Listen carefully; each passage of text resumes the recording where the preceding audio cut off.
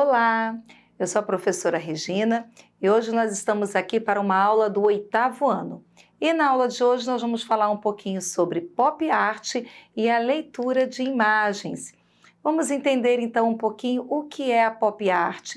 Esse foi um movimento artístico que vai caracterizar pela reprodução de temas relacionados ao consumo, à publicidade, à vida norte-americana. O termo em inglês, gente, quer dizer arte popular. Esse termo surgiu na Inglaterra, nos anos mais ou menos de 1950, depois ele vem para os Estados Unidos. Nessa primeira tela eu coloco um desenho, com pop, e eu já quero que você observe as cores, o estilo da letra, como é que ele trabalha a textura desses elementos. E esses elementos vão ser super importantes e vão ser assim dinâmicos nesse período da arte e da história. E esse termo vai surgir, gente, de uma crítica de um cidadão chamado Lawrence Alloway.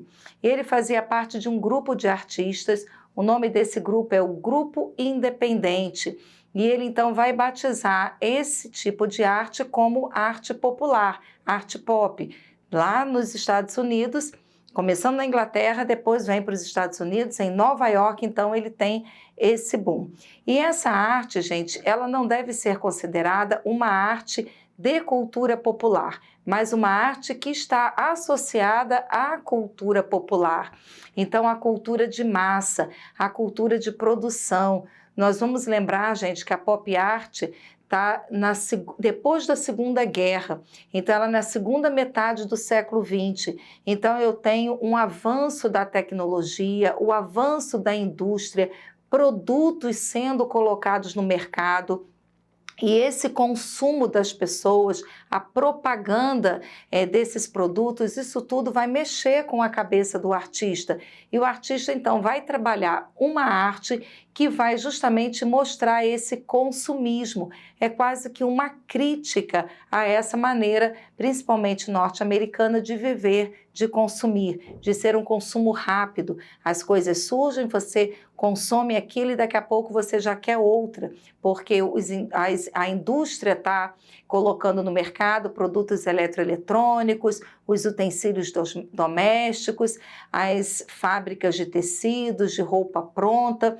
Então isso vai meio que atingir o pensamento e vai mudar a maneira de consumir os produtos daquele homem, daquele período da segunda metade do século XX. Acompanhe comigo algumas características importantes da pop art. Eu tenho a aproximação da arte com a vida cotidiana, eu tenho uma utilização de cores intensas e vibrantes, a reprodução de peças publicitárias, a inspiração da cultura de massa, o uso da serigrafia, a imitação da estética industrial, a reprodução em série do mesmo tema, o uso de imagens de celebridades, a inspiração do universo das histórias em quadrinhos. Então isso é muito importante. A história em quadrinho, então, gente, que é aquela literatura que atinge desde a infância até a idade adulta, até a velhice, a terceira idade. Todo mundo gosta, todo mundo entende história em quadrinho. Então, a história em quadrinho que estava sendo muito frequente nessa época, expandindo muito, então é uso também, motivo de uso para os artistas da pop art. Eu trago aqui para vocês In and Car, que é de Roy Lichtenstein. Roy Lichtenstein é um artista muito importante dos Estados Unidos, junto com Andy Warhol, foram um dos principais desse período. Ele faz essa tela usando em óleo sobre tela de 1963, e o símbolo dessa história em quadrinho é geralmente os heróis, os jovens, aqueles que têm uma introdução muito grande dentro da cultura, a cultura pop, os artistas, Nós vamos lembrar que a indústria cinematográfica nos Estados Unidos, nessa segunda metade do século XX, está ganhando força. Nós vamos lembrar que a Europa passou por 2 guerras, a Europa estava arrasada, e os Estados Unidos agora vai ser o novo ponte, um novo lugar de indústria, de comércio, de vida social dos jovens, e isso então vai ser o material para os artistas da pop art.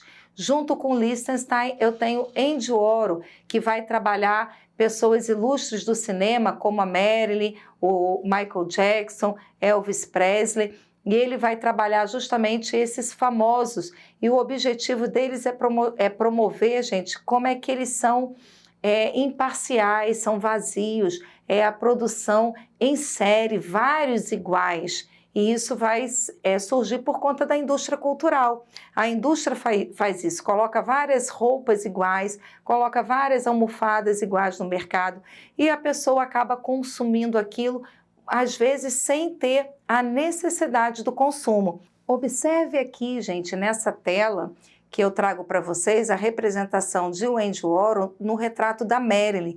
Observe que ele fez várias vezes, né, a Marilyn. E primeiro ele fez essa serigrafia em preto e branco, justamente por conta da morte da diva em 1962. Depois ele faz uma outra publicação dessa mesma Marilyn em cores. E eu quero que vocês comecem a observar a partir daqui que as cores usadas na pop art são cores saturadas.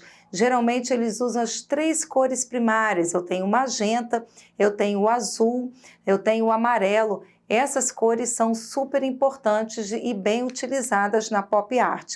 Eu tenho outra imagem aqui que é do cantor Michael Jackson.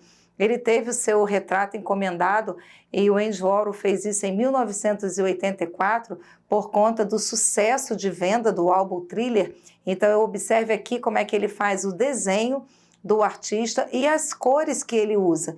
E na tela da serigrafia, ele também vai trabalhar várias cores, né? Como se fossem positivo e negativo. Isso lembra um pouco também a técnica da fotografia analógica antiga que usa o filme fotográfico. Então, são técnicas que são usadas dentro da pop art. Eu tenho essa outra imagem de Elvis Presley e aqui eu tenho 3 Elvis, né? Então, essa questão da repetição, ela é super importante e é trazida pela pop art porque mostra essa produção que é em série. Isso é elemento, característica importante dentro da pop art. E a ironia de fazer essa crítica ao consumo. Você pode consumir, mas você tem que ser coerente com aquilo que você vai consumir. E a indústria, geralmente, ela não quer que você seja coerente, ela quer apenas que você consuma. Quanto mais você consumir, melhor para a indústria, porque mais produtos ela vai colocar no mercado. Então, a indústria cultural e a pop art, ela vai fazer essa crítica, né? Vai falar sobre essa questão dessa produção em massa. E os desenhos, eles geralmente são simplificados, eles vão usar texturas, vão usar cores saturadas. Observe nessa tela aqui as texturas que os artistas da pop art usam. Observe que eu tenho pontinhos vermelhos, eu tenho linhas, eu tenho às vezes o quadriculado. As 3 cores importantes aqui no caso, ao invés do magenta, que seria a cor primária, né? Mas aqui ele coloca o vermelho, o azul e o amarelo, então eles são bem característicos. Então, quando você vir uma imagem que tem essa textura, ao invés da pessoa pintar todo com uma forma, ele cria esses elementos de textura, de linhas e de pontos, é característica do período da pop art. E esse retorno à arte figurativa, a arte do início do século XX, gente, ela vai passar por o abstracionismo, pelo cubismo, as tendências europeias da arte, das vanguardas europeias do início do século XX, elas vão se distanciar do figurativo. Com a invenção da fotografia no século XIX, o artista não precisava mais representar a realidade, a figuração, uma pessoa, um animal, um objeto. Então, durante esse início, até a primeira metade, os artistas mergulharam no cubismo, no expressionismo, mergulharam dentro do abstracionismo, e agora a pop art volta ao figurativo, e ao figurativo não real. Uma pessoa, o rosto não é desenhado exatamente como ele é numa fotografia, ele é trabalhado como se fosse um desenho animado. Então, essa figuração de um certo ponto, também teve uma crítica importante por conta dessa arte voltar, né, mais ou menos ao que era o passado, que era uma arte mais tradicional, uma arte mais erudita. Eu quero mostrar aqui para vocês também a série de garrafas da Coca-Cola, que foi outro trabalho de Wendy Oro também bem interessante. Essa foi de 1963. Eu tenho uma outra que é as sopas Campbell, ficou famosíssima, 1963. As sopas e a comida em lata, gente, está surgindo aqui, né? Até a Segunda Guerra você não tinha alimento enlatado, agora você tem. E os artistas da pop art vão fazer rótulos para esses produtos. Então, como eles vão colocar esse rótulo e o uso da figura do artista, que vai influenciar principalmente a indústria cinematográfica que está surgindo, ganhando força, né, nos Estados Unidos. Então, isso tudo vai ser motivo para que eles possam trabalhar. Eu tenho aqui outra imagem, e aí está associada às sopas e ao desenho da Marilyn. Observe mais uma vez as cores saturadas, o amarelo, o azul. Aqui eu tenho o vermelho, mas já tenho também a presença do magenta.